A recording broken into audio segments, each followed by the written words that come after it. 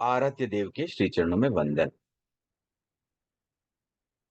धम्मो मंगल मुक्तिट्ठम अहिंसा संयमो तवो देवावितं नमं सन्ति जस्य धम्मे सयामणो। जिस सूत्र का मैंने अभी उच्चारण किया वह जैन वाङ्मय के जो 32 आगम हैं उनमें से एक 10वें आलियम, उस आगम का प्रथम अध्ययन और ये उसका प्रथम सूत्र है। जैन धर्म में जो 32 आगम बताए गए हैं उनके भी कुछ वर्गीकरण हैं। उनमें एक कैटेगरी है अंग, दूसरी है उपांग, एक है मूल और एक है छेद और अंत में आता है आवश्यक।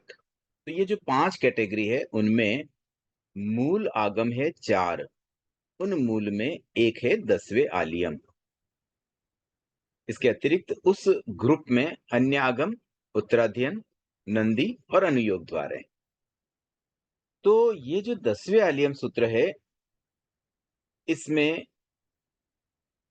मुख्य रूप से साधुओं के बारे में बताया गया है। साधुओं को अपनी लाइफस्टाइल कैसी रखनी चाहिए, डे टू डे एक्टिविटीज में उन्हें कैसा बिहेवियर करना है, किन बातों का ध्यान रखना है, ये सारी बातें इसमें आ जाती हैं। इसका जो प्रथम सूत्र जो मैंने अभी उच्चारित किया उस पर आज हम चर्चा करेंगे। तो ये जो शब्द मैंने उच्चारित किए ये प्राकृत भाषा के शब्द हैं।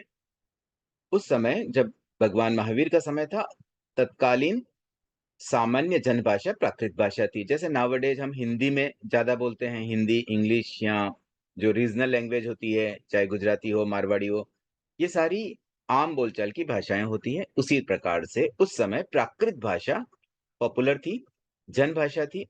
लोग बाग जनरली जो बात करते थे वो प्राकृत भाषा में करते थे। तो मोस्ट ऑफ द आगम के सूत्र है वह भी प्राकृत भाषा में है, क्योंकि जब तीर्थंकर अपना प्रवचन देते थे तो उनकी शैली ऐसी होती थी कि हर कोई उसे समझ पाए, इजीली ग्रास्प कर पाए। तो इसीलिए आज भी प्रवचन शैली जन भाषाओं में ही प्रचलित है। आज अगर कोई संस्कृत के बहुत बड़े विद्वान हो और वो संस्कृत में प्रवचन कर लें, जैसे आचार्य महाश्रमण जी, तो कितने व्यक्ति उन्हें समझ पाएंगे? उनकी विद्वता तो प्रूव हो जाएगी कि बहुत बड़े विद्वान हैं, ये बात सब समझ जाएंगे, लेकिन वो कहना क्या चाह रहे हैं, कौन सी बात किसी के दिल में उतारनी है, वह मूल मकसद तो पूरा हो नहीं पाएगा। इसलिए जन भाषा का अपना एक महत्व होता है। तो ये जो सूत्र है धम्मो मंगल मुक्तिट्ठम, ये भी प्राकृत भाषा में रचित है और उस समय की ये जनभाषा थी, हर कोई इजीली समझ पाता था। अब नाउअडेज तो ये भाषा इतनी पॉपुलर नहीं है, तो इसका हिंदी अनुवाद भी हमें समझना होगा ताकि हम इस बात को समझ सकें कि भगवान का क्या कहना है। सबसे पहले इसमें 4 पार्ट में अगर डिवाइड करें तो जो प्रथम पद है उसमें ये कहा गया है धर्म उत्कृष्ट मंगल है। उत्कृष्ट का मतलब होता है बेस्ट, सर्वोत्तम, जो सबसे बढ़िया, वो उत्कृष्ट। और मंगल, मंगल शब्द तो बहुत पॉपुलर है। हम आए दिन आम बोलचाल में भी मंगलमय हो, किसी का जन्मदिन है, एनिवर्सरी है, तभी हम उसके प्रति मंगल कामना करते हैं। कोई बाहर जा रहा है तो भी हम उसके प्रति मंगल कामना करते हैं, हैप्पी जर्नी बोलते हैं। बट शब्द चाहे कुछ भी हो, लेकिन मूल मकसद मंगल कामना करना कि उनके साथ में सब कुछ मंगल हो। तो हम हर अपने जो जिसको हम अपना समझते हैं, हितैषी मानते हैं, जिसके हम हितैषी हैं, उन सबके प्रति सामान्यतया हम मंगल कामना करते रहते हैं।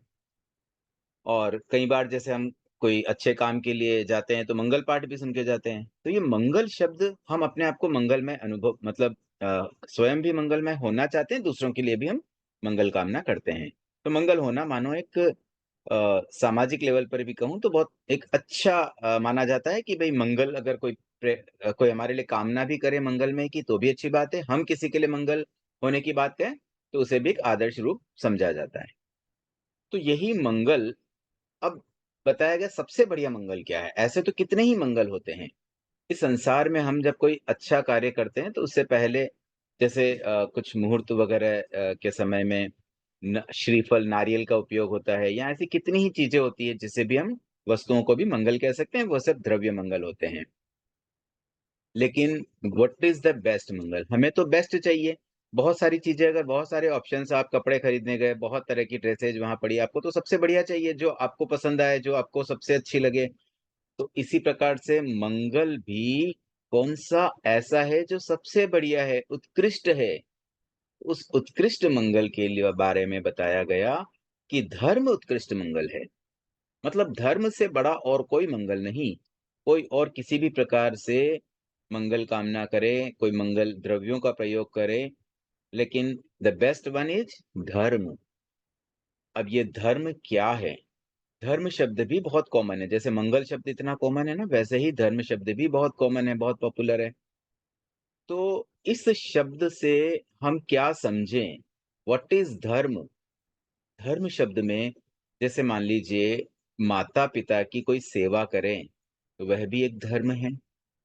कोई दोस्त घर पे आया, हम उसकी दोस्ती के उसकी दोस्ती को निभाते हुए उसके लिए कुछ आवभगत करें, उनको कुछ हेल्प करें, तो ये सब भी एक तरह से धर्म होता है। किसी मान लीजिए कोई हॉस्पिटल में कोई एडमिट है और उसे ब्लड की ज़रूरत है, हम अपना ब्लड उसके दे दें अगर हमारा ग्रुप मैच हो जाए, तो वह भी एक धर्म है, मानव धर्म कहते हैं। इसी प्रकार से समाज में भी सामाजिक धर्म होता है, समाज के लिए भी हमें कुछ करना होता है। परिवार के लिए जो कुछ हम करते हैं वह हमारा पारिवारिक धर्म है। एक व्यक्ति जो पैसा कमाता है, परिवार का पालन-पोषण करता है, उसकी एक ज़िम्मेदारी है, उसका दायित्व है, उसका एक कर्तव्य है कि वह अपने परिवार को ठीक से पोषित करे, उनकी रिक्वायरमेंट्स को फुलफ़िल करे। बच्चे स्टडी करते हैं, उनकी पढ़ाई में सहयोगी बने, उनके स्कूल की फ़ीस भरे, उनके लिए बुक्स खरीदें। ये सब हमारे पारिवारिक, सामाजिक धर्म हैं, लौकिक धर्म हैं। तो ऐसे धर्म के अनेक क्षेत्र हैं। तो यहाँ हम किस धर्म की बात करें? सामायिक करते हैं, वह भी एक धर्म है। उपवास कोई करे, वह भी एक धर्म है। महाराज के जाते हैं, साधु-साधियों के दर्शन करते हैं, गुरु दर्शन करते हैं, वह भी एक धर्म है। तो ऐसे तो तरह-तरह के धर्म होते हैं, बट यहाँ और भी स्पेसिफिक किया गया अगले पद में कि धर्म कौन-सा? धम्मो मंगल मुक्तिट्टम अहिंसा संयमो तवो। अहिंसा, संयम और तप, 3 शब्दों में पूरा धर्म समाहित कर दिया गया। सिर्फ 3 शब्द। देखिए ये जो मेरा वक्तव्य चल रहा है, इस बीच में अगर किसी की कोई भी जिज्ञासा हो, तो आप बीच में हैंड रेज़ कर सकते हैं और पूछ सकते हैं। तो 3 बातें जो यहाँ पर आई हैं, पर्टिकुलरली अहिंसा और संयम, तप। इन 3 को धर्म मानते हुए कहा गया कि धर्म उत्कृष्ट मंगल है। कौन-सा धर्म? अहिंसा, संयम और तप रूपी धर्म। तो ऐसे हम कितने ही धर्म करते हैं। यहाँ केवल धर्म शब्द को नहीं लेना है, धर्म के भाव को लेना है। तो 3 शब्दों के द्वारा धर्म को बताया गया कि हम इस धर्म की बात कर रहे हैं। जो सूत्रकार है, जो सूत्र के रचयिता है या जो सूत्र का भाव अभिव्यक्त करने वाले व्यक्ति हैं, उनका कथन क्या है कि इन 3 चीज़ों को हमें समझना है और इन 3 धर्म को ही उत्कृष्ट मंगल माना गया है। इससे अच्छा और कोई मंगल नहीं हो सकता। तो सबसे पहले हम अहिंसा को लेते हैं। व्हाट इज़ अहिंसा? अहिंसा का मतलब क्या है वो समझ लेते हैं। कोई जीव, जैसे हम जीव हैं, जिसमें भी कॉन्शियसनेस होती है, वो सब जीव हैं, लिविंग बीइंग है। ऐसे जितने भी कॉन्शियस युक्त जीव हैं, उन जीवों में अगर हम कंपेयर करें, तो जैसा हम सोचते हैं, जैसा हम फ़ील करते हैं, वैसा ही अन्य जीव भी फ़ील करते हैं। उनमें भी ज्ञान चेतना है, वो भी जान पाते हैं, देख पाते हैं और उसके अनुसार वो एक्ट कर पाते हैं, रिएक्ट कर पाते हैं।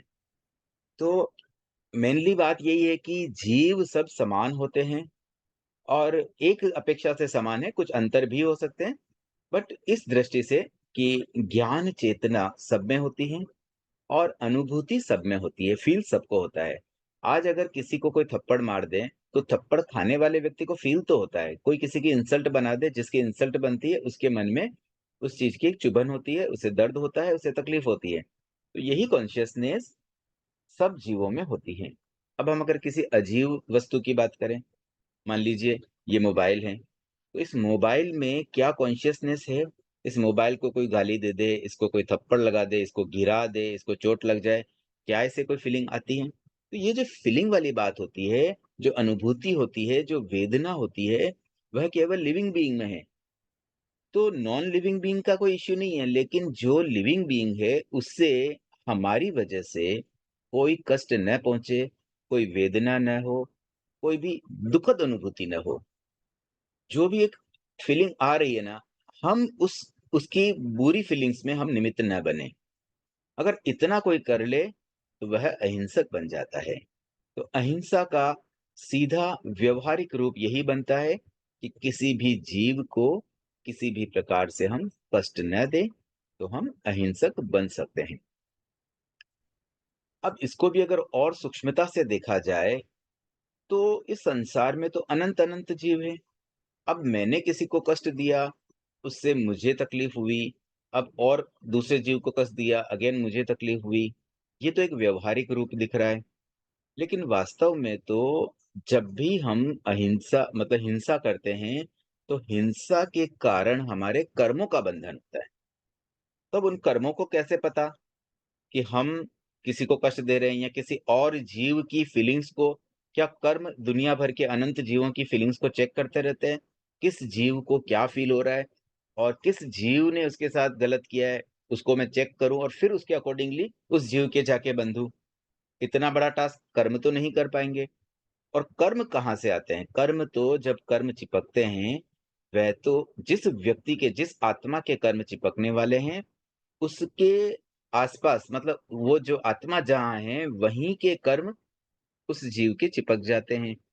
अब मान लीजिए यहाँ बैठे-बैठे कोई व्यक्ति, यहाँ से 1000 किलोमीटर दूर बैठे व्यक्ति को फ़ोन पर कुछ उल्टा-सुल्टा सुना दे। अब जिसको सुनाया उसको तकलीफ़ हुई या उसको कोई भी अपशब्द बोले, कोई भी तरीके से उसको मानसिक वेदना भी हुई, तो उस 1000 किलोमीटर दूर बैठे व्यक्ति के पास से कर्म यहाँ नहीं आएँगे कि भई वहाँ से मैं कर्म आ जाऊँ, उसने गाली दी, मैं वहाँ जाकर के उसके चिपक जाऊँ। तो कर्म तो जो हमारे पास है वहीं चिपकने वाले हैं, तो फिर वो कहाँ देखते हैं? उन्हें कहाँ से ये फ़ील हुआ कि मुझे चिपकना है?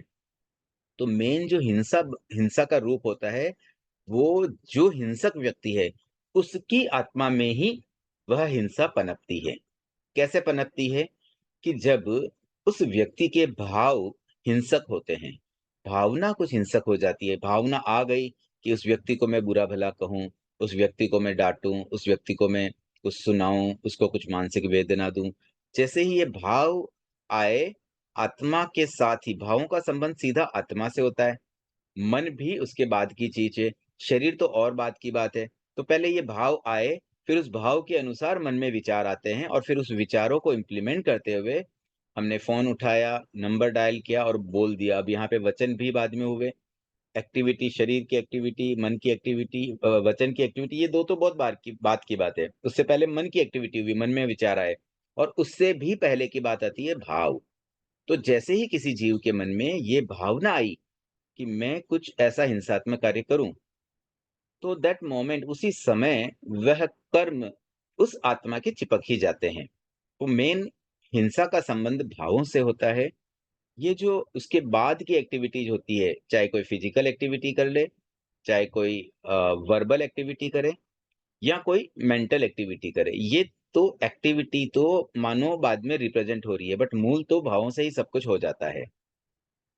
कुछ ऐसी घटनाएँ भी आगमों में आती हैं, जैसे एक घटना आती है स्वयंभू रमण समुद्र। स्वयंभू रमण समुद्र एक बहुत बड़ा समुद्र है और इसकी अगर लोकेशन की मैं बात करूँ, तो जैसे हम जम्बू द्वीप में रहते हैं, जो कि 1 लाख योजन डायमीटर वाला एक सर्कल है, उस पर हम रहते हैं और वह भी बहुत बड़ा है। उसके भी एक पार्ट में हम भरत क्षेत्र में रहते हैं, जो कि साउथ मोस्ट में होता है। उसकी नॉर्थ में अगर हम जाएँ तो बहुत बड़ा ये जम्बूद्वीप है, जहाँ पर महाविदेश क्षेत्र भी है, वहाँ यहाँ पर अकर्म भूमियाँ भी है। यहाँ पर ऐसे-ऐसे लोग भी हैं जो बहुत लंबे होते हैं। अ, और ऐसे मतलब हर तरह की वैरायटी के मनुष्य इस जम्बूद्वीप पे मिल जाएँगे। तो मानो यहाँ पर अभी वर्तमान में बात करूँ तो प्रथम आर्य जैसे मनुष्य, द्वितीय आर्य, तृतीय आर्य, चतुर्थ आर्य और पंचम आर्य 5 प्रकार के जो आर्यों में अलग-अलग प्रकार के मनुष्य होते हैं। पहले आर्य के मनुष्य बहुत लंबे होते हैं। उनके समय की बातें बहुत अलग होती है। वहाँ कल्प वृक्ष से काम चलता है। उनको कोई जीवन निर्वाह के लिए कार्य नहीं करना पड़ता है। इस तरह की सारी बातें अगर कंसिडर करें तो एक जम्बूद्वीप अकेले में ही सब तरह के मनुष्य अभी वर्तमान में भी अवेलेबल हैं। 1 से 5 आरे के तो है ही, छठे आरे के अभी वर्तमान में न भी हो, लेकिन 1 से 5 एरे के तो अभी वर्तमान में भी। इतना बड़ा ये जम्बूद्वीप है, जहाँ हम एक एरिया से दूसरे एरिया में सब जगह जा भी नहीं सकते। उस 1 लाख योजन जम्बूद्वीप के सराउंडिंग में 2 लाख योजन अ, अगेन उतना विस्तार वाला एक लवण समुद्र होता है। उसके आगे धातकी खंड है जो 4 लाख योजन विस्तार का है। उसके आगे अगेन एक समुद्र है कालोदधी समुद्र जो 8 लाख योजन विस्तार का है। उसके बाद एक पुष्कर द्वीप होता है 16 लाख योजन विस्तार का। ऐसे एक द्वीप, एक समुद्र, एक द्वीप, एक समुद्र, एक द्वीप, एक समुद्र और उनकी जो विस्तार है वो डबल होता जाता है। जैसे जम्बूद्वीप 1 लाख योजन का था, उसके बाद लवण समुद्र 2 लाख योजन, धातकीय खंड 4 लाख योजन, कालोदधी 8 लाख योजन, पुष्कर 16 लाख योजन, ऐसे योजन्स बढ़ते जाएँगे। पुष्कर के बाद जो समुद्र है वो 32 लाख योजन का है। इस तरह से विस्तार करते, करते, करते, करते जब असंख्य द्वीप समाप्त हो जाते हैं, तब जाकर के अंत में आता है स्वयंभू रमण समुद्र, जिसका विस्तार लगभग आधे रज्जु का होता है। आधा रज्जु बहुत बड़ा माप होता है, इतना बड़ा एक स्वयंभू रमण समुद्र है। प्रसंगवश मैंने ऐसे ही बता दिया, घटना पे आते हैं फिर से। तो स्वयंभू रमण समुद्र में एक मगरमच्छ स्विम कर रहा है। पानी में जलचर जीव होते हैं, पानी में चलते हैं, तो पानी में वो चल रहा है और वह मुँह को फाड़ता है। मगरमच्छ का मुँह खोलता है कभी वह? अब मुँह जैसे उसने मुँह फाड़ा और सैकड़ों मछलियाँ उसके मुँह में प्रवेश कर गई। मुँह में प्रवेश करके उसकी बॉडी के अंदर चली जाती है और उसने मुँह खुला का खुला रखा और वो मछलियाँ वापस स्विम करते हुए बाहर भी आ जाती है। अब उस मगरमच्छ की भुहों पर एक पंचेंद्रिय जीव था, जिसको तेंदुल मत्स्य कहते हैं। छोटा-सा एक मत्स्य वो पलकों पे बैठा हुआ था, भुवों पे बैठा है या जो भी उसके ऐसी जगह बैठा था जहाँ से उसको सब दिख रहा है। मानो एक सीसीटीवी कैमरा फिट किया हो वैसी जगह वो बैठा है। और वह देखता है, वह बैठा-बैठा ये चिंतन करता है कि ये मगरमच्छ कितना बेवकूफ़ है। इतनी मछलियाँ आई, ये चाहता तो एक बार उसको खाली अपना जबड़ा बंद करना था, मुँह को जैसे ही बंद करता, सारी की सारी मछलियाँ इसके अंदर सबको वो खा सकता था। लेकिन ये कितना मूर्ख है, मैं अगर इसकी जगह होता तो सब खा जाता, एक भी नहीं छोड़ता।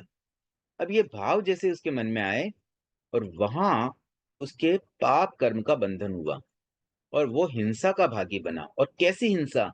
उसने वहीं बैठे-बैठे 7वीं नारकी का बंध कर दिया।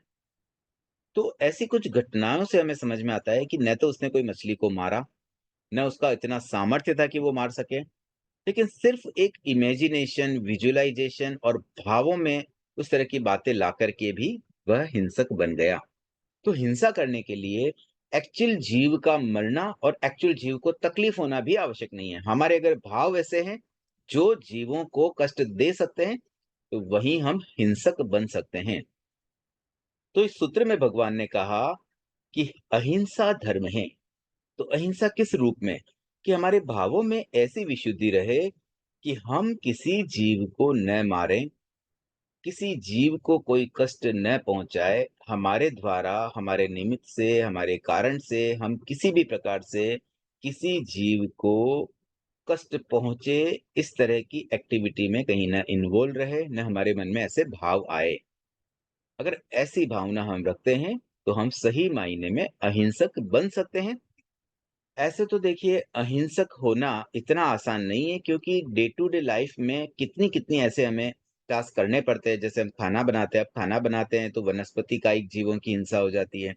हम पहले से प्लान करते हैं कि आज तो हम मानो आलू की सब्ज़ी बनाएँगे, आलू को काटेंगे या कोई और सब्ज़ी तरोई की सब्ज़ी बनाई तो उसको उसको छीलेंगे, उसका छेदन-भेदन करेंगे। हम सब प्लान्ड वे में मतलब प्री प्लानिंग हिंसा कर रहे हैं तो भाव भी आते हैं, मन में विचार भी आते हैं, शरीर से क्रियाएँ भी होती हैं और वो हिंसा हो भी रही है। तो ऐसे देखा जाए तो इस संसार में हिंसा से बच पाना बहुत दुष्कर है। तो कैसे बचा जाए? क्या तरीका हो? तो उसके लिए सेकंड बात बताई गई संयम। संयम का मतलब है सेल्फ कंट्रोल। हम अपने आप पर इस रूप में कंट्रोल करें, हम स्वयं करें। देखिए कंट्रोल भी 2 तरह के होता है। एक तो कोई और व्यक्ति कंट्रोल करे, वहाँ हम कहते हैं भी हमारी फ्रीडम खत्म हो गई। जैसे 1947 तक भारत आज़ाद नहीं था, अंग्रेज़ों का गुलाम था। उस गुलामी के जीवन में अगर यहाँ कोई हो जिन्होंने 47 से पहले का युग देखा हो, तो वो समझ सकते हैं। शायद अब तो याद भी ना हो क्योंकि बहुत बचपन की बात होगी, 80-90 के भी कोई अगर यहाँ उपस्थित होंगे तो उन्हें शायद बहुत बचपन होगा उनका उस समय।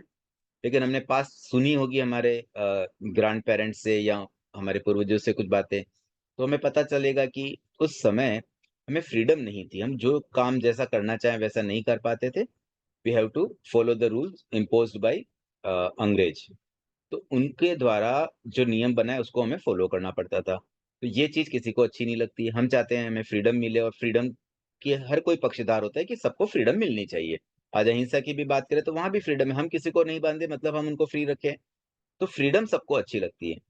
इस फ्रीडम के साथ-साथ में जो स्वतंत्रता शब्द है, वो अपने आप में बहुत अच्छा एक पावरफुल शब्द लगता है। लेकिन जब स्वतंत्रता हद से ज़्यादा बढ़ जाती है, तो वह स्वच्छंदता बन जाती है और स्वच्छंदता एक नेगेटिव शब्द बन जाता है। अब मान लीजिए 1947 में देश आज़ाद हो गया। अब कोई व्यक्ति कहे अब तो हम आज़ाद हैं, हम जहाँ मर्ज़ी आए वहाँ घूम सकते हैं। कोई व्यक्ति रोड पे जाके बैठ गया, मैं तो यहीं बैठूँगा और अब किसी गाड़ी को वहाँ से पास होना है। अब गाड़ी इसको हॉर्न बजाए जा रही है, बोले नहीं, नहीं मैं तो स्वतंत्र हूँ, मैं तो ऐसे ही रहूँगा। वो गाड़ी वाला बोलता है मैं भी स्वतंत्र हूँ, मैं तुम्हारे ऊपर गाड़ी चला दूँगा। तो ऐसे तो सारी अव्यवस्थाएँ हो जाएगी। हर कोई अगर फ्रीडम फ़ील करने लगेगा, तो फिर एक-दूसरे की फ्रीडम भी छिन जाएगी। तो सब अपनी फ्रीडम की परिधि में रहते हुए कैसे स्वतंत्रता का अनुभव करें, वहीं पर सेल्फ कंट्रोल की बात आ जाती है। स्वयं खुद कंट्रोल करना, देखिए कोई दूसरा अगर कंट्रोल करे, अब वह व्यक्ति जो नीचे उतर के रोड पे जा रहा है, स्वतंत्र हूँ, मैं कहीं भी बैठूँगा, उसको ये सोचना चाहिए कि मेरे रोड पे बैठने से अन्य लोगों को परेशानी होगी। मैं स्वतंत्र हूँ, अपने घर में बैठूँ, मुझे जो करना है करूँ, लेकिन अपनी सीमा में करूँ। जो मेरा एरिया है, मैं वहाँ बैठ के कुछ भी करूँ। किसी और के कॉमन एरिया में मैं जाके कुछ करूँगा, वो तो ठीक नहीं है। तो बस यही सेल्फ कंट्रोल जब आ जाता है, तो वो संयम रूप ले लेता है। जैसे मान लीजिए कोई व्यक्ति फ्री है कि कुछ भी कर सकता है। वो कहीं से गन खरीद ले और बोले मैं तो गन चलाऊँगा, लोगों पे गन चला दूँ। तो ये स्वयं की स्वतंत्रता के साथ-साथ दूसरों की स्वतंत्रता छीनने वाली बात हो जाएगी। तो वहाँ पर उसको सेल्फ कंट्रोल ये रखना पड़ेगा कि अगर वो गन, पहली बात तो गन आदि ऐसी चीज़ें खरीदे ही नहीं जिससे किसी को तकलीफ पहुँच सकती है, और अगर अपनी सेफ्टी के लिए खरीदनी भी है, तो उसका उपयोग वह तभी करे जब उस पर कोई हमला हो जाए। अदरवाइज़ किसी और पर गन तानना भी क्यों? बिना मतलब किसी पर गन रख देना, कोई खाली गन किसी के कनपट्टी पर रख कर के कुछ डिमांड करे तुम्हारी जेब में जो कुछ हो दे दो मुझे, वह भी तो गलत है ना, भले हमने मारा नहीं तो क्या हुआ? हमने उसको डराया तो है। तो इस तरीके से ये जो स्वतंत्रता है जब स्वच्छंदता बन जाती है, हम जो मर्ज़ी आए वैसा करें, विदाउट एनी कंट्रोल, विदाउट विवेक कि भई क्या चीज़ किसके लिए हितकर है या नहीं है, तो वह रूप असंयम का रूप बन जाता है। बस उसी का अपोज़िट संयम होता है, हम सेल्फ कंट्रोल करें, हम अपनी ही एक सीमा बना लें। सीमा कैसे बनाई जाती है? जैसे मान लीजिए हम जो भी एक्टिविटी, मानो हम खाना खाते हैं, खाना खाने के लिए हम किसी न किसी रूप से पाप तो कर ही रहे हैं, कोई न कोई सचित जीवों का उसमें वध भी होता है, तभी जाके हमारा खाना प्रिपेयर हो पाता है। तो हम वहाँ पर ये सीमा तो कर लें कि दुनिया भर के जीवों को हम नहीं मारेंगे, मेरी जितनी रिक्वायरमेंट है। मान लीजिए दिन भर में मुझे 50 आइटम खा सकता हूँ, मैक्सिमम कितना खा लूँगा, 500, 1000, 5000 आइटम तो कोई खा भी नहीं सकता है। तो एक लिमिट कर दी भी, मैं 51 आइटम से ज़्यादा नहीं खाऊँगा, या और अगर थोड़ा और मजबूत बन जाए, तो 21 की लिमिट कर दी भी, 21 21 द्रव्यों से अधिक का प्रयोग नहीं करूँगा। तो हम एक तरह से अपनी सीमा में आ गए, सेल्फ कंट्रोल कर लिया। ऐसे ही तरह-तरह की चीज़ों में हम संयम कर सकते हैं। बोलने में हम संयम कर सकते हैं, अनावश्यक ना बोलें। कई बार बोलने में भी हिंसा हो जाती है। बोलते-बोलते ध्यान नहीं रहता, हम कुछ भी कह देते हैं, किसी को कुछ सुना देते हैं। तो ऐसा करने से हम ये नहीं सोचते हैं कि हमारे बोलने से किसी को कितना तकलीफ होगा। आज मान लीजिए हम परिवार की ही बात करें, हस्बैंड-वाइफ साथ में रहते हैं, महाराज के दर्शन करने गए और मान लीजिए वाइफ बहुत सामायिक आदि करती है, धर्म ध्यान करती है, हस्बैंड उतना कर नहीं पाता है। अब वाइफ ने जाके महाराज को सारी कंप्लेन कर दी, महाराज ये तो बिल्कुल समझते ही नहीं है, धर्म करते ही नहीं, कभी सामायिक भी नहीं करते हैं, इतना बोलती हूँ, कुछ करते नहीं। अब वो व्यक्ति को इंसल्ट फ़ील हो रही है कि महाराज के सामने इतना सब कह दिया, पहले मुझे बोल देते, थोड़ा मैं प्रिपेयर हो जाता, कम से कम महाराज को ये तो बोल देते रोज़ मैं एक माला फेरता हूँ, वो तो बताया नहीं मेरा और मेरी बुराई कर दी। तो उसको फ़ील हो गया। तो कई बार बोलने में भी एक विवेक रखना पड़ता है कि हम किसके सामने कितनी बात करें, नहीं करें, किसी को बुरा तो ना लग जाए। तो ये भी एक एक जो मुँह फट वाली बात होती है ना, चलो मैं तो बिंदास, मैं तो अपने तो सच होती है, सबके सामने बोलते हैं। सच भी हमेशा बोलना आवश्यक नहीं है। कई बार तो साधुओं के लिए सत्य होते हुए भी मौन रहना अनिवार्य हो जाता है। निर्वध्य वचन भी आवश्यक है। सावध्य सत्य का प्रयोग भी ठीक नहीं होता है। कोई ऐसी बात जो सत्य तो है, लेकिन उसके कारण से हिंसा हो सकती है, किसी को तकलीफ हो सकती है, वैसा सत्य भी बोलने से पहले सोचना चाहिए कि ये बोलना ठीक रहेगा कि नहीं, या इसको हम अवॉइड कर सकते हैं। अनावश्यक बोलना ही नहीं चाहिए। जितना आवश्यक हो उतना बोले तो वैसे ही कंट्रोल हो जाता है। तो ये भी एक सेल्फ कंट्रोल हो गया कि हम बोलने में थोड़ा-सा कंट्रोल कर लें। एक घटना भी आती है। देखिए, आगमों में इतनी घटनाओं का उल्लेख मिलता है जिससे हमें ये प्रेरणा मिलती है कि किस तरह से क्या-क्या एक्टिविटीज़ कैसे हम पर इफ़ेक्ट कर सकती है, कैसे इम्पैक्ट करती है। एक मुनि थे, वो एक घर पे गए गोचरी के लिए, तो उनके पहले एक सिस्टम था, घर पीछे था और सामने फ्रंट में दुकान थी, शॉप के अंदर प्रवेश किया, कि ज्वेलरी की शॉप थी। और सेठ जी थे, मुनि आए, देखा चलो मुनि आए तो उनको मैं वंदना उन्होंने वंदना की और निवेदन किया, आप कुछ आहार ले आएँ हमारे यहाँ से, गोचरी करवाएँ, गोचरी की कृपा करें। तो वो सेठ गया अंदर, व्यवस्था देखने की भी क्या पोज़ीशन है, अंदर बुला लूँ संतों को या अभी देर है। तब तक उसकी शॉप पर संत अकेले खड़े थे। एक कौवा आया बाहर से, कौवे ने जाकर के एक कोई गोल्ड का पार्ट खा लिया और वो खा कर के ऊपर पेड़ पे बैठ गया। अब वो सेठ जब वैसे जैसे ही बाहर आया, उसने देखा कि मेरा ये पार्ट मिसिंग है और यहाँ पर केवल संत है। अब उसने संतों से पूछा कि ये कहाँ गया? अब संतों को पता है, लेकिन अगर वो बोले, तो वो जो कौवा जो पार्ट खाया था, सेठ तो उसको पकड़ के उसको मार डालेगा और उसमें से वो निकाल लेगा। तो अगर वो सत्य बोलते हैं, तो उससे हिंसा हो जाएगी, क्योंकि उस कौवे का जैसे उल्लेख करेंगे, वो सेठ उसको मार देगा। अब उस समय करे क्या? अगर वो कुछ नहीं बोलते हैं, तो उनके ऊपर आरोप आ जाएगा कि इसने संत ने ही शायद चोरी कर ली हो। तब भी संत मौन रहे और उनके मौन रहने से सेठ को ऐसे ही लगा कि समथिंग इज़ देयर, कुछ गड़बड़ है, ये संत शायद सही नहीं है। तो उस सेठ ने संतों को बहुत कष्ट दिया। तो संतों ने कष्ट को सहन किया, लेकिन सत्य नहीं बोला। देखो, सत्य नहीं बोला, कोई बोले अरे सत्य तो बोलना था, उसमें उनका क्या बिगड़ने वाला था? लेकिन वह सावध्य सत्य हो जाता ऐसा कहने से। तो इस तरह से हम बोलने में भी विवेक रखें, हमारी जो डे टू डे एक्टिविटी वहाँ भी विवेक रखें, ये हमारा संयम का रूप बनता है। अगर कोई कहे कि भई मुझे पूर्ण अहिंसक बनना है, तो उसके लिए तो उन्हें सभी प्रकार की हिंसा को छोड़ना होगा। कोई कहे मुझे पूर्ण संयमी बनना है, तो उनको पूरी तरह से कंट्रोल करना पड़ेगा, फिर तो थोड़ा भी वो कोई गलत काम नहीं कर सकते।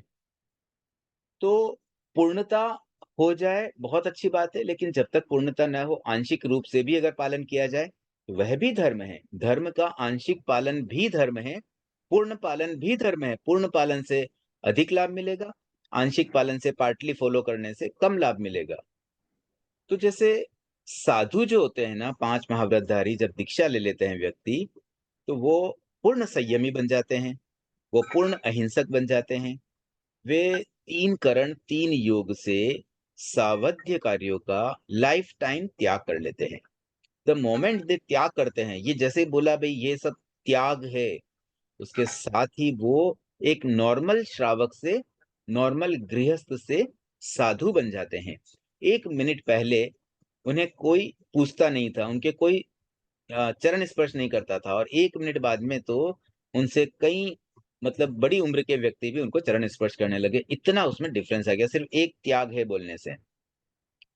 तो ये जो त्याग है उसकी एक महत्ता होती है, जैसे इन्होंने त्याग किया, अब वो संयम की सीमा में आ गए, असंयम की सीमा से दूर हो गए। जो इससे पहले असंयम में थे, अव्रत में थे, पूरी दुनिया भर के पाप के लिए वो फ्री थे। उनकी जो फ्रीडम थी, वो स्वच्छंदता बन गई थी और इस रूप में कि वो जब चाहे जिसे मार सकते हैं, जब चाहे जिसको परेशान कर सकते हैं, जब चाहे जैसा झूठ बोल सकते हैं, जब चाहे जहाँ किसी की चीज़ चुरा सकते हैं।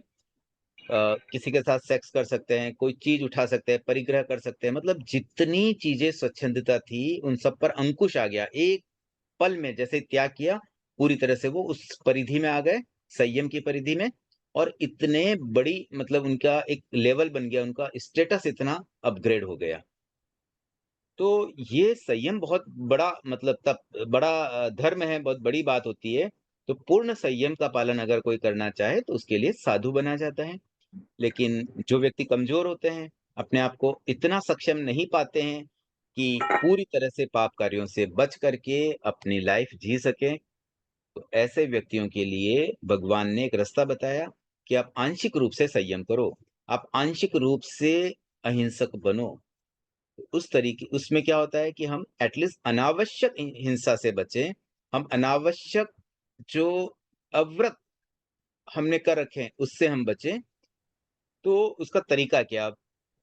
देखिए, हिंसा से बचने में गृहस्थ के लिए, श्रावक के लिए, जो साधु नहीं बन सकते, उन सब के लिए अपनी मर्यादा में रह कर के उन्हें इस बात का ध्यान रखना चाहिए कि एट लीस्ट जो अनावश्यक हिंसा है, उससे हम बचें। अननेसेसरी चीज़ें हैं, जिसके बिना हमारा काम चल सकता है, एक तो हम उन सब से बचें।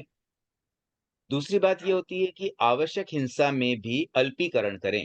भई ये आवश्यक हिंसा है, लेकिन उसको भी हम मिनिमाइज़ करें। जैसे रोज़ नहाना होता है या कपड़े धोने भी कपड़े साफ पहनने के लिए धोने होते हैं, तो धोते समय भी हम पानी का अ, जो मिसयूज़ है वो ना करें, कम पानी में हम काम चलाएँ। ऐसे खाने-पीने में भी जितनी आवश्यकता है उतना हम बनाएँ, उतना खाएँ, बहुत ज़्यादा वेस्टेज ना हो। खाने में थाली में बहुत कुछ ले लिया, बाद में उसको फेंके, उससे अच्छा जितना खाना हो उतना ही लें, जूठा न डालें।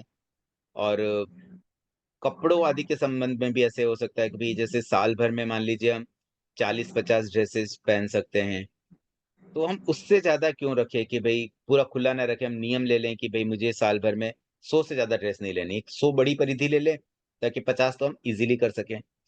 तो इस तरह से एक-एक चीज़ का जब हम सीमाकरण कर लेते हैं कि भई निर्धारित कर लिया, इससे ज़्यादा नहीं, उससे ज़्यादा नहीं, उससे ज़्यादा नहीं। अब जैसे हमारे परिग्रह होता है तरह-तरह का, घर में पैसा होता है, अब कितना कैश घर में हो सकता है मैक्सिमम? उसकी भी एक लिमिट कर लें, 5 करोड़, 10 करोड़, 50 करोड़, कहीं न कहीं रुक जाएँ, उससे ज़्यादा हम कैश नहीं रखेंगे।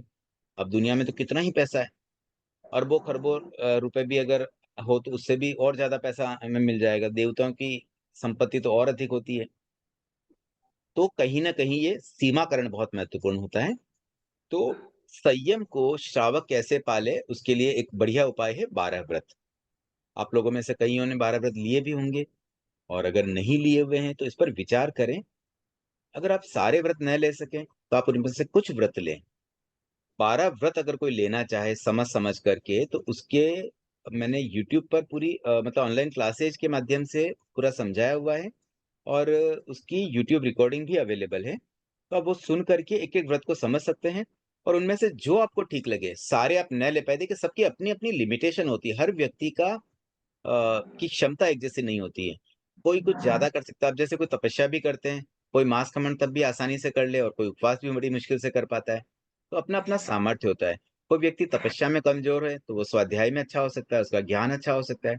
किसी का ज्ञान भी कम हो, तो उसका ध्यान में मन लग सकता है। कोई ध्यान में भी कम हो तो और भी बहुत उपाय होते हैं। कोई उणोधरी कर लेता है, कोई विनय विनय किसी में इतना अच्छा होता है, भले उसमें ज्ञान भी कम है। कई बार मैं देखता हूँ कुछ उपासक ऐसे होते हैं, जिनको शायद नॉलेज कम होती है लेकिन विनय इतना अधिक रहता है कि वो अपने व्यवहार से ही लोगों का दिल जीत लेते हैं। तो ऐसे हम भी अपने आप की अपनी क्षमता को पहचान कर के अपनी क्षमता अनुसार धर्म करें, हम क्षमता के अनुसार संयम करें। हमारी जो कैपेसिटी है उसके अनुसार हम 12 व्रत के नियमों में से अब किसी को मान लीजिए खाने-पीने में अच्छा कंट्रोल होता है, वो 11 द्रव्य भी रख लेते हैं। मैं ऐसे एक व्यक्ति को जानता हूँ वाशी में, जो कितने ही सालों से 7 द्रव्य रखे हुए उनने। प्रतिदिन के सिर्फ 7 द्रव्य और उससे उनका काम चल रहा है, कितने वर्ष हो गए उनको। तो ये सब डिपेंड करता है आपकी क्षमता पे। कुछ व्यक्ति 7 द्रव्य में नहीं कर पाते तो वो 21 रख ले, 51 रख ले, 101 रख ले, कहीं न कहीं तो रुके। तो ऐसे हम अपनी क्षमता के अनुसार सीमा करके 12 व्रतों को समझ-समझ कर अगर ले लेते हैं, तो इसके द्वारा संयम हमारे जीवन में उतर सकता है, कुछ अंशों में।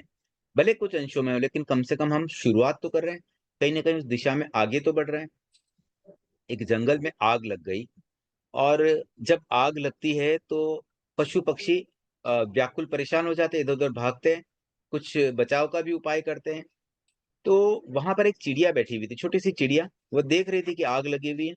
उस चिड़िया ने क्या किया, पास में एक तालाब था, आधा किलोमीटर दूर कोई तालाब होगा। वहाँ गई, उस तालाब में से पानी की एक बूँद चोंच में ली और उस आग पे जाके ड्रॉप कर दिया। फिर गई, फिर तालाब से एक बूँद लाई, फिर उस आग पे जाके ड्रॉप किया। अब एक बंदर उसे देख रहा था, उसको हँसी आ रही थी, कि ये कैसी मतलब पागल सी चिड़िया है, एक-एक बूंद पानी ला कर के क्या इतनी बड़ी आग को ये बुझा पाएगी? तो उसने सहज में प्रश्न किया कि तुम क्या कर रही हो? तुम इस आग को बुझाने के लिए जो प्रयास कर रही हो, जो प्रयत्न कर रही हो, तो तुम्हारा पूरा वेस्टेज है। क्या इसमें इससे लाभ होने वाला है?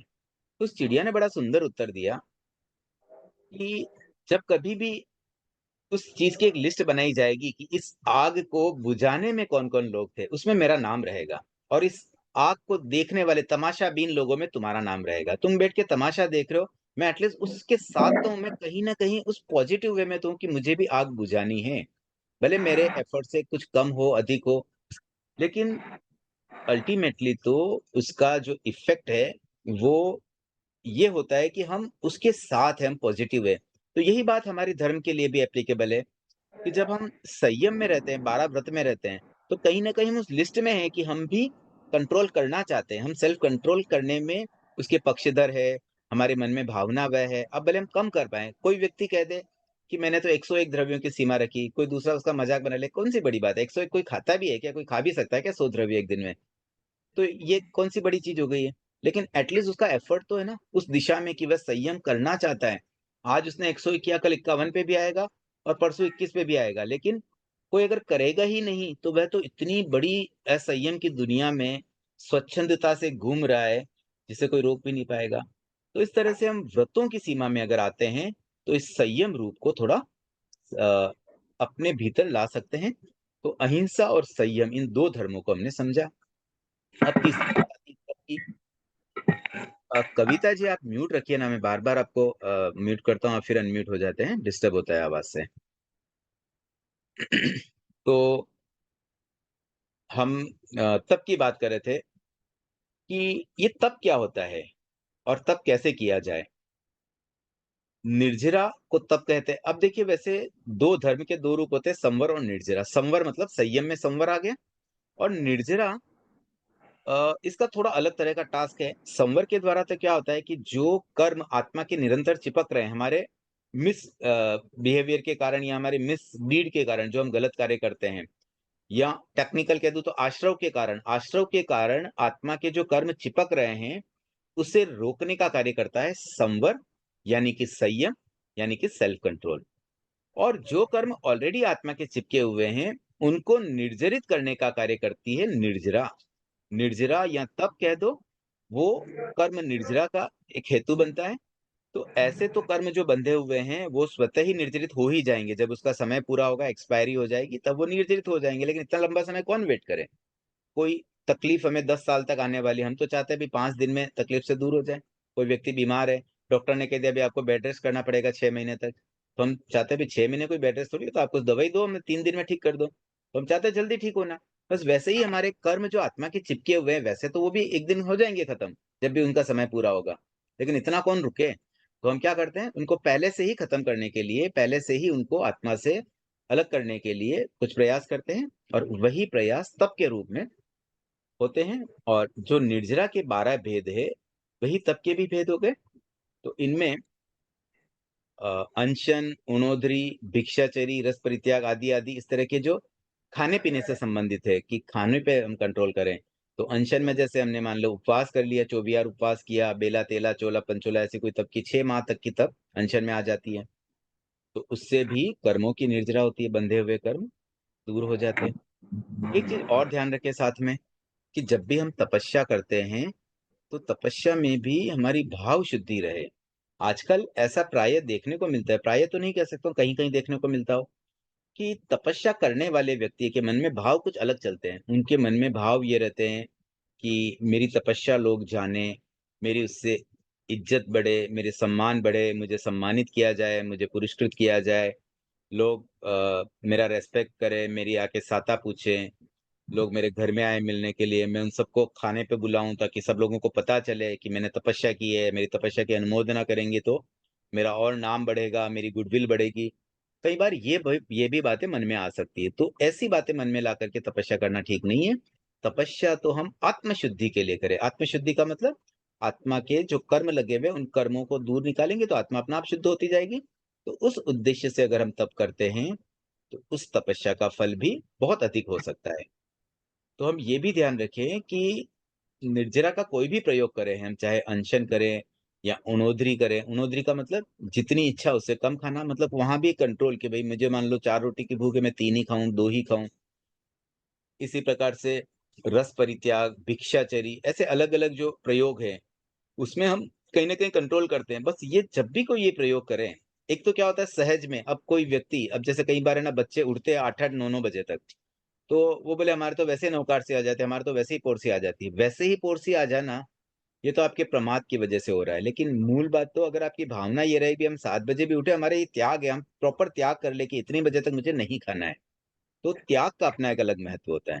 तो ऐसे ही तपस्या सहज में आ गई। अब किसी कोई भूखा व्यक्ति है, उसको खाना ही नहीं मिल पा रहा है, तो उसका उपवास हो गया, तो उस उपवास का इतना फल नहीं होगा। क्योंकि वो तो बेताब था, खाना ढूँढने के लिए बहुत एफर्ट भी कर रहा था, उसको खाना नहीं मिल पाया, मजबूरी में भूखा रहना पड़ा। तो उस तप का वो भी निर्जरा तो होगी उसकी, लेकिन उसकी निर्जरा मानो ₹1 जितनी हुई, तो जो आत्मशुद्धि के लिए उपवास करता है, उस लक्ष्य से उपवास करता है, उसकी निर्जरा मानो 100 करोड़ से भी अधिक हो गई। उतना ज़्यादा उसमें गैप हो जाता है। तो अगर उद्देश्य लक्ष्य सही रहता है, तब उस तपस्या का एक अच्छा प्रभाव पड़ पाता है। अब ये जो तपस्या के या निर्जरा के 12 प्रकार है, उसमें से 6 बाह्य भेद जो होते हैं, वो इस तरह के होते हैं जो सामने से दिखते हैं। इसके भेद क्या-क्या है, एक बार हम समझ लेते हैं। अनशन, उणोदरी उणोदरी के बारे में मैंने बताया, जैसे थोड़ा अपनी जितनी अपेक्षा उससे कम खाना। एक चीज़ और ध्यान रखें, उणोदरी का एक सहज प्रयोग इस रूप में भी हो जाता है कि जब हम कोई साधु-साध्वियों को गोचर बहराते हैं, तब भी हमारी उणोदरी होने की पूरी संभावना होती है और उणोदरी होनी चाहिए। अगर हमारे उणोदरी नहीं हो रही है ना, तो समझ लीजिए कहीं न कहीं हम दोष का सेवन कर रहे हैं। क्योंकि अगर हम साधुओं के निमित्त अतिरिक्त भोजन बना दें, तब तो फिर हमारी उणोदरी होगी नहीं, क्योंकि हमने अपना खाना अलग बनाया, साधुओं के लिए अलग बनाया और उसमें से हम बहरा रहे हैं, तो हमारी कैसे होगी? तो एक तो साधुओं के निमित्त अगर खाना नहीं बनता है और हम अपने ही भोजन, अपने लिए जितना जो बनाया हुआ उसी में से अगर साधुओं को बहराएँगे, तो जितना हमने बहरा दिया, जितना उनके पात्र में चला गया, उतना तो फिर अब हमें ही कंट्रोल करना पड़ेगा, हमें अपनी भूख में से कमी करनी पड़ेगी। तो वह सही मायने में उणोदरी तो मानो जब भी हम साधु-साध्वियों को गोचरी बहराते हैं ना, तब हो ही जाती है और हो ही जानी चाहिए। अगर नहीं हो रही तो हमें चिंतन करना चाहिए, कहाँ कोई कमी तो नहीं रह रही है। उसके बाद में जैसे भिक्षाचर्य होता है, भिक्षाचर्य का मतलब होता है अभिग्रह। कोई नियम संकल्प पूर्वक ये संकल्प पूरा होगा तो ही भोजन लेना, मतलब उतना एग्रेसिवनेस नहीं कि भई खाना मिलते ही खा लेंगे भई, उपवास किया पारना, सूर्योदय हुआ तुरंत पारना का सामान रेडी होना चाहिए। उसमें भी एक संकल्प की भी कम से कम हम एक सामयिक करके पारणा करेंगे या हम एक नवकार मंत्र की माला फेर के करेंगे, या कुछ व्यक्ति ऐसे कुछ भौतिक अभिग्रह भी ले लेते हैं कि मुझे अमुक व्यक्ति कहेगा तो ही मैं मतलब पारणा करूँगा। तो वो भी एक सिस्टम चलता है, बट उसमें भी कोशिश ये करें कि आध्यात्मिक अभिग्रह हो तो बहुत अच्छा है। तो अभिग्रह से एक ये हो जाता है कि हम खाने पे एकदम आतुर नहीं है, एकदम लालायित नहीं, उसको हम थोड़ा डिले करने को भी रेडी है, तो वहाँ भी एक हमारा कंट्रोल होता है। उसके बाद में रस परित्याग की बात करें तो जो रसों का सेवन, रस का मतलब होता है विगय, वो ऐसे पदार्थ होते हैं जो हमारी साधना को शिथिल करते हैं या साधना में बाधक बनते हैं। इस तरह के जो रस होते हैं, उनको प्रयोग करने को भी हम थोड़ा अल्पीकरण का प्रयास करें, हो सके तो कभी-कभी हम उनका त्याग भी करें। इसमें घी, दूध, तेल, दही इस तरह की चीज़ें आ जाती हैं, मिठाई वगैरह आ जाती हैं। कढ़ाई विगर में और भी काफ़ी चीज़ें आ जाती हैं। तो इनका भी हमें जितना हो सके कभी कोई 1 विगय, 2 विगय का भी त्याग करे तो वो भी एक अच्छा है। आंशिक धर्म में वह भी आ सकता है। इसी प्रकार से बाह्य भेद में एक होता है काय क्लेश। काया को कष्ट, अब किस तरह से काय क्लेश हो सकता है? वैसे ये काय क्लेश रूपी निर्जरा तो प्रायः अधिकांश जीवों को होती है। क्योंकि कोई न कोई शारीरिक कष्ट तो आता ही है। जब तक हम इस संसार में भटकेंगे, शरीर मिलेगा, उस शरीर को कोई न कोई कष्ट मिलता ही है। कभी गर्मी में परेशान है, एसी के बिना नहीं समाता, लाइट चली गई तो क्या करें? अभी गर्मी सहन करनी ही पड़ेगी। तो सहज रूप में जो कायक्लेश हो जाता है, वहाँ शायद अकाम निर्जरा भी हो जाए, कम फल मिले। लेकिन कोई आत्मशुद्धि के लिए करे, अब जैसे हम स्पेसिफिकली भी हम एक बना लें नियम कि भी हम सामयिक आदि में फैन चला के नहीं बैठे। ऐसे कोई नियम नहीं है कि सामयिक में फैन नहीं चला सकते। आपने फैन सामयिक लेने से पहले फैन चालू कर दिया, बैठ गए, सामयिक आ गई, फिर बंद कर दिया, उसमें कोई दिक्कत नहीं। सामयिक के दौरान आपको फैन चालू बंद नहीं करना है। तो वो पॉसिबल है, नियम के अनुसार कोई दिक्कत नहीं है। लेकिन अगर कोई स्ट्रॉन्ग निर्जरा के रूप में ये करना चाहे कि चलो सामयिक में हम बिना फैन ही बैठ जाएँगे। गुरुदेव भी तो बैठते हैं, 24 घंटे बिना फैन रहते हैं। तो कौन सी बड़ी बात है? तो ये हमारे लिए काय क्लेश का एक प्रॉपर प्रयोग हो सकता है। इसी प्रकार से जब हम आसन प्राणायाम आदि करते हैं, उसमें भी जो एक्सरसाइज़ व्यायाम करते हैं, उससे शरीर को कोई जैसे कोई ऐसा आसन होता है, थोड़ा टफ होता है, शरीर को कष्ट होता है, वो भी कायिक क्लेश के रूप में। अब वहाँ पर बस भावना ये रहे कि आत्मशुद्धि के लिए, कोई कष्ट होता है, कभी भी कोई कष्ट आया, आत्मशुद्धि के लिए, बस ये मान कर के उसको सहन कर लें और उसमें ज़्यादा दुखी नहीं होना है। तो इस तरह से हमारे इस रूप में भी निर्जरा हो जाती हैं। उसके बाद में कुछ आंतरिक तप भी होते हैं, जैसे विनय, स्वाध्याय, ध्यान, व्युत्सर्ग, प्रायश्चित। इन तपों में क्या होता है कि ये इंटरनल होते हैं, बाहर किसी को पता नहीं चल पाता, लेकिन अंदर ही अंदर आंतरिक तप के रूप में ये भी निर्जरा इससे हो जाती है। मन में विनय का भाव रखें। कोई हमें कुछ अच्छा सिखाने वाला मिल जाए, कोई हमसे तपस्या आदि में या किसी भी तरीके से धर्म में कोई अच्छा काम कर रहा है, हमसे बेटर कर रहा है, उसके प्रति एक विनय भाव रहे, बहुमान की भावना रहे, हम उसका रिस्पेक्ट करें, अंदर से रिस्पेक्ट करें, तो वह भी विनय के रूप में हमारा निर्जरा का एक अच्छा प्रयोग बन जाता है। प्रायश्चित एक बहुत आसान और सिंपल तरीका है। कोई गलती हो गई, हम मन में सॉरी बोल दें। मतलब सॉरी बोलना एक्चुअली शब्द चाहे मिच्छामि दुक्कडम बोले या सॉरी बोलें, मेन भावना होती है। हमारे मन में वो भाव आना चाहिए, सॉरीपना आना चाहिए कि भई हाँ, मुझे गिल्टी फ़ील हो रही है, मैंने गलत कर दिया। मुझे एहसास हो रहा है कि हाँ, दैट वाज़ माय मिस्टेक। तो इस तरह से भी हम प्रायश्चित अगर मन में आ जाता है कोई गलती करने के बाद हमें इस चीज़ का एहसास हो जाए ये मैंने गलत किया और मन में पश्चाताप होता है। फिर हम जो भी मन में उससे रिलेटेड भाव लाते हैं, विचार आते हैं, उसके बेसिस पर भी हमारी निर्जरा हो जाती है। फिर कहीं-कहीं आवश्यक लगे तो हम आलोचना लेकर के गुरु के सामने अपनी गलती प्रकट करके उनसे प्रायश्चित प्रॉपर लेकर के भी हमें क्या करना है और उसके अकॉर्डिंगली फिर हम वैसा करके उससे मुक्त भी हो सकते हैं। जो हमने गलती की उसको मानो अनडू कर दिया, उसके कारण जो कर्म बंधे वो वापस निर्जरित हो गए। तो इस तरह से प्रायश्चित भी एक बहुत अच्छा तरीका है और प्रायश्चित वही व्यक्ति कर सकता है ना जिसका ईगो थोड़ा कम हो। बाकी जिसका ईगो होता है ना, वो तो अपनी गलती मानना ही नहीं चाहता है। वो तो ऑलवेज़ यही कहेगा कि नहीं भई मैं सही हूँ। तो कोई झुकना ही नहीं चाहता है, ऐसा हो जाता है। तो झुकना सीखें मतलब कहीं लगे ना हम गलत है तो गलत है तो गलत है। भले 50 आदमियों के सामने हमें एक्सेप्ट करना पड़े भई ये मेरी गलती हो गई, मेरी मिस्टेक थी। मान ली गलती, बात खत्म हो जाएगी, नहीं मानेंगे, तो वो पाप हमारे उसके जो कर्म बंधे हुए वो फिर हमें आगे तो भोगने ही पड़ेंगे। तो उसको और ज़्यादा डीपली भोगेंगे। जितना ज़्यादा हमारा ईगो बढ़ेगा, जितने कषाय गाढ़ होगा, उतना ज़्यादा उसका बंधन भी गाढ़ होगा और उसका प्रभाव भी उतना अधिक हो पाएगा। तो ऐसे छोटी-छोटी बातें होती हैं, जो हम जैसे श्रावकों के जीवन में भी, हम जैसे गृहस्थ लोगों के जीवन में भी कुछ धर्म ला सकती है और ऐसा धर्म ही मंगल होता है। तो मेन हमें बाहरी मंगलों के बजाय आंतरिक ये जो डीप मंगल की बात है, जो उत्कृष्ट मंगल की बात है, उस धर्म को प्रधानता देनी चाहिए। तो अहिंसा, संयम, तप रूप में अगर हम उस धर्म को अपने जीवन में कुछ अंशों में भी ला पाते हैं, तो ये हमारे जीवन के लिए बहुत बड़ी सार्थकता ला सकती है। अब हम उस सूत्र के अगले अंश में जाते हैं। धम्मो मंगल मुक्तिटम अहिंसा संयमो तवो देवावितम नमम संति जस धम्मे सयामन। मतलब जो व्यक्ति इस तरह का जीवन जीता है, किस तरह का? जो धर्म में रमा रहता है, उसे तो देवता भी नमस्कार करते हैं। कितनी बड़ी बात ये बोल दी गई। आज के समय में हम देखते हैं अक्सर मनुष्य, अधिकांश मनुष्य देवताओं को नमस्कार करते हैं। जगह-जगह मंदिर बने हुए हैं, जहाँ लोग जाते हैं, अपना मत्था टेकते हैं और विनती करते हैं, याचना करते हैं, तरह-तरह की डिमांड होती है उनकी। किसी के लड़का नहीं हो रहा है, किसी के घर में सुख शांति नहीं है, किसी के बेटे की शादी नहीं हो रही, बहू लानी है, तो वो सब याचनाएँ वहाँ चली जाती है, देवताओं से डिमांड की जाती है। किसी की इनकम कम होती है, देवताओं से डिमांड करती है, मेरी इतनी इनकम हो जाए तो मैं इतना चढ़ा दूँगा, उसमें से 10% मैं मंदिर में दान दे दूँगा। इस चक्करों में मंदिरों में तो इतना भंडार हो गया है, आज अगर हम भारतवर्ष के टोटल मंदिरों की संपत्ति का कैलकुलेशन करें, तो मुझे लगता है कि अगले 50 साल तक इनकम टैक्स लगाने की भी ज़रूरत नहीं है। अगर ये सारा मंदिरों की संपत्ति गवर्नमेंट के पास चली जाए, तो अगले 50 साल तक मतलब हमारे जीवन में तो शायद कभी कोई कर भी नहीं लगाना पड़े, इतना पैसा वहाँ पड़ा हुआ है। जो लोग अंधश्रद्धा में समर्पित कर रहे हैं, ना तो वो देवताओं तक पहुँचते हैं और देवताओं के पास तो अपार संपदा है। क्या हो जाएगा इतने पैसे से? ये सब एक तरह की मूर्छा इस समाज में चल रही है। इतनी बड़ी ये मूर्खता वाले कार्य हो रहे हैं कि लोग अपार पैसा भगवान के नाम पर, देवताओं के नाम पर चढ़ा देते हैं, वो देवताओं तक पहुँचता भी नहीं पहुँचता है। उसमें कौन उसको मतलब यूज़ कर रहा है या ऐसे ही वेस्ट हो रही है मनी और पूरी अर्थव्यवस्था उससे कितनी गड़बड़ाई हुई है।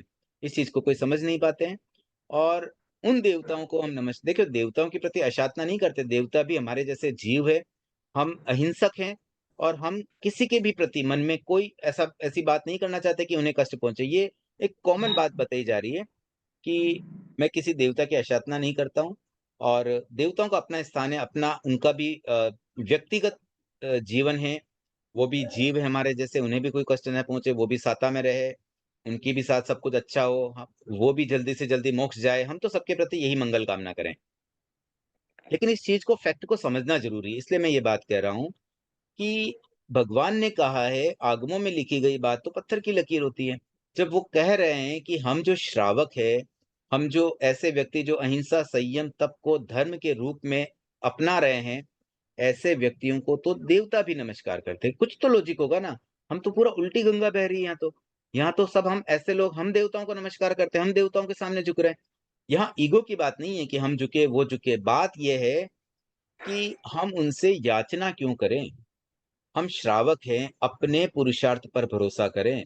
हम जैसा कर्म करेंगे वैसा हमें मिलेगा। हमने पास्ट में कुछ गलत किया था, कोई अंतराय कर्म बंधा, इसलिए आज हमें कोई चीज़ उपलब्ध नहीं हो पा रही है। अब हम देवताओं से याचना करके सोचते हैं कि वो हमें दे देंगे, वो दे भी देंगे ना, तो भी हमारा ही कोई पुण्य होगा बंधा हुआ, वह उदय में आएगा, तभी वह हमें मिल पाएगा।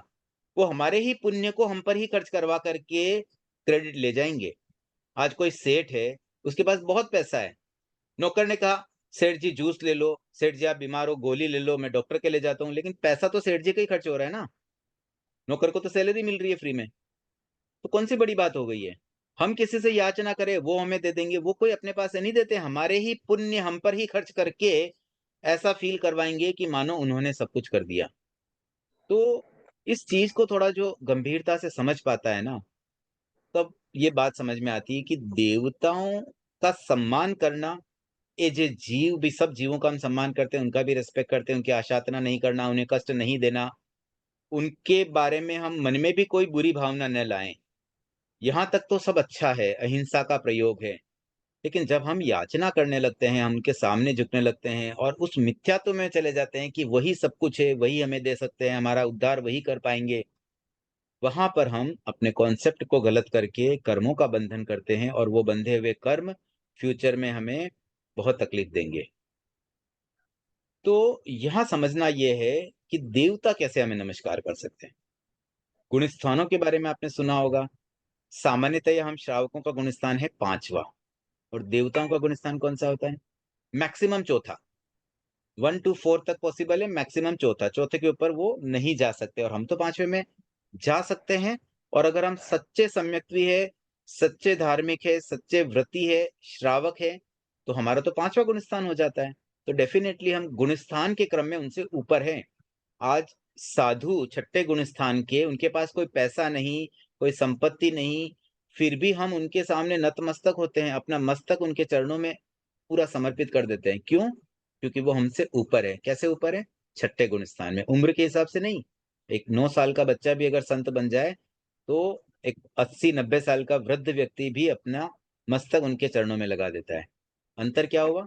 गुण स्थान का। वो छठे गुण स्थान में, हम 5वें में, इसलिए हम तो यहाँ देवता और हमारे में क्या हुआ?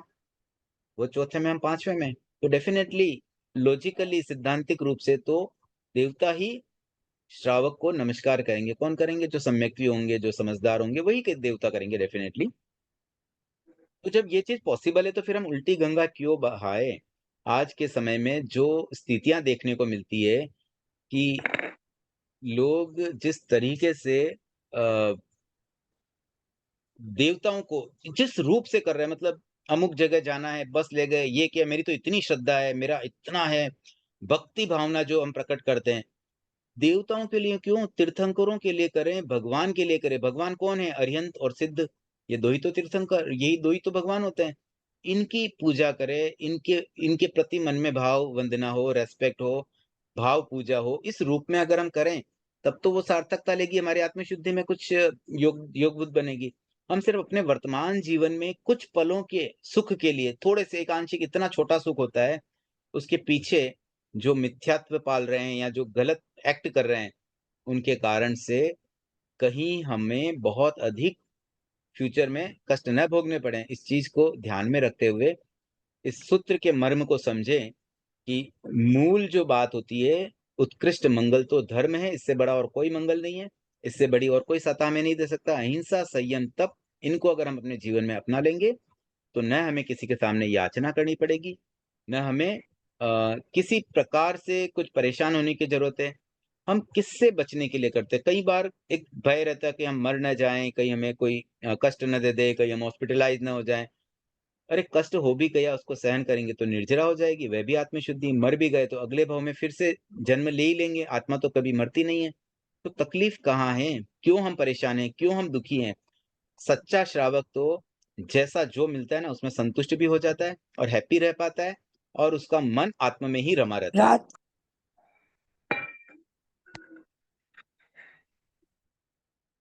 तो इस सूत्र के मर्म को समझते हुए हम अपने जीवन में भी अहिंसा, संयम और तप को लाने का प्रयास करें। और जो आज गलत चीजें चल रही है कि हम देवी देवताओं की पूजा पे फोकस कर रहे हैं।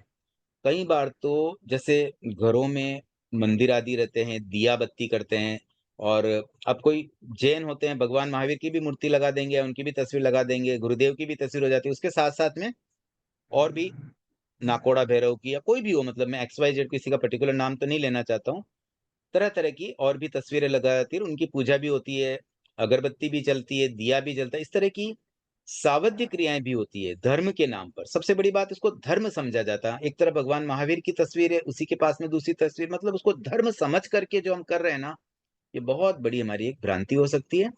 हमें इस धर्म के मर्म को समझना है कि असली धर्म तो अहिंसा, संयम, तप रूपी है, वही उत्कृष्ट मंगल है।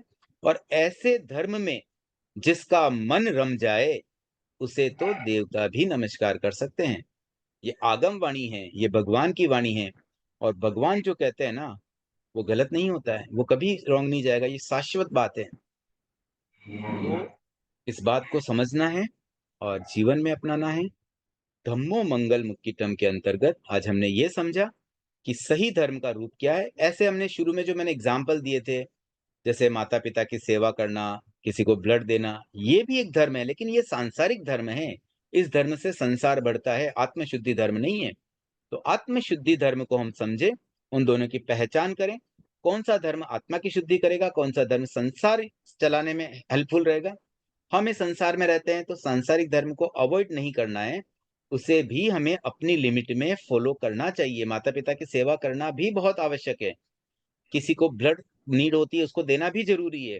कोई गरीब व्यक्ति है, उसकी हेल्प करना भी जरूरी है। कोई बच्चा पढ़ नहीं पा रहा है, उसकी मान लो स्कूल फीस का पैसा दे दे, वह भी जरूरी है।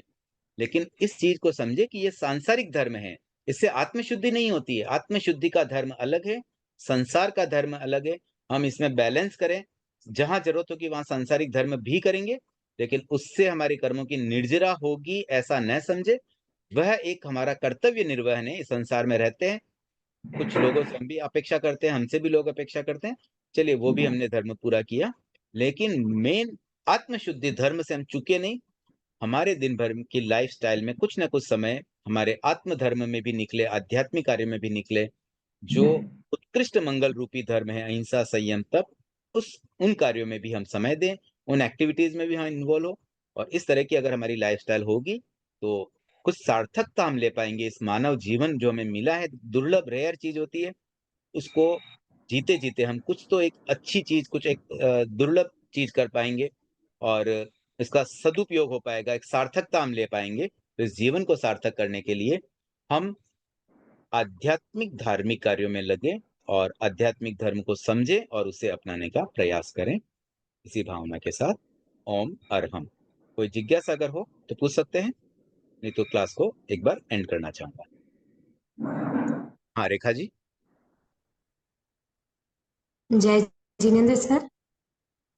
जय जिनेन्द्र। मेरे को ये पूछना मुझे ये पूछना, जब हमारे किसी बात को लेके मन में राग द्वेष का भाव आ जाए, तो अगर हमें उससे खमत कामना करना है तो उस बात को, उस कॉन्सेप्ट को क्लियर करना चाहिए, या बस खमत कामना बोल के अपनी शुद्धि कर लेनी चाहिए। देखिए, इसमें क्या होता है ना, जैसे मान लीजिए किसी से कोई बात हुई, कोई डिस्प्यूट हुआ या कोई बात हमें बुरी लगी, तो उसमें ये आवश्यक नहीं कि हम ही गलत थे, सामने वाला गलत। हो सकता है सामने वाले की गलती हो, बट हम उसकी गलती को इग्नोर करते हुए उस चीज़ को हम माफ़ कर दें। ये एक्चुअली हमारा खमत-ख़ाना होता है। तो सॉरी बोलने का मतलब ऑलवेज़ ये नहीं होता है कि हम गलत थे इसलिए हम सॉरी बोल रहे हैं। सॉरी का ये भी मीनिंग हो जाता है कि हम उस बात को आगे नहीं बढ़ाना चाहते हैं।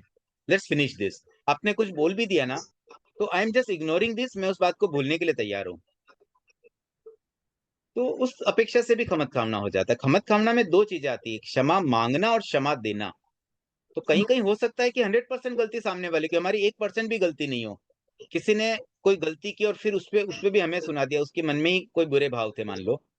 तब उस समय भी हमारे लिए खमत-ख़ाना शब्द इसलिए उपयोगी है, क्योंकि हम उसको क्षमा कर रहे हैं उस बात के लिए। उसने गलती की तभी तो क्षमा करेंगे ना, कोई गलती ना करे तो क्षमा क्या?